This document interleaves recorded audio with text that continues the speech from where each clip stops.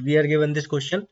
If f dash x is equal to phi of x and phi dash x is equal to f of x for all x, also f of 3 is equal to 5 and f dash 3 is equal to 4, then the value of f of 10 का square minus phi of 10 का square.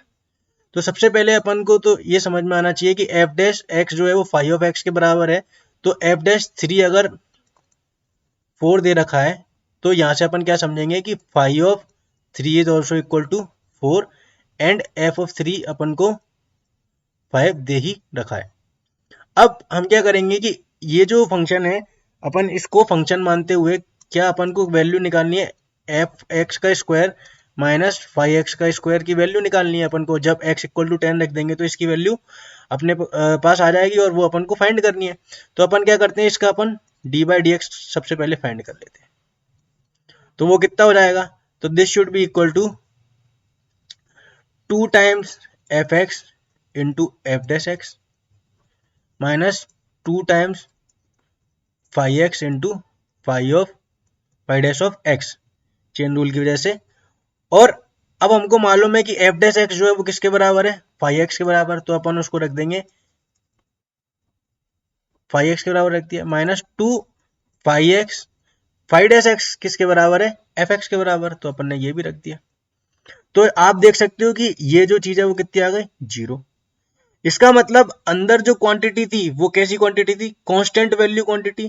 क्योंकि differentiation 0 कब आता है, जब constant का differentiation होगा.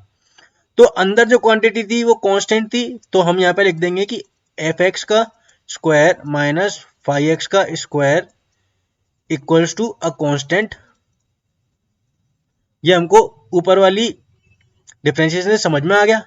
और अब हम यहाँ पे क्या कर सकते हैं, हम लिख देंगे यहाँ पे पुट x इक्वल टू 3.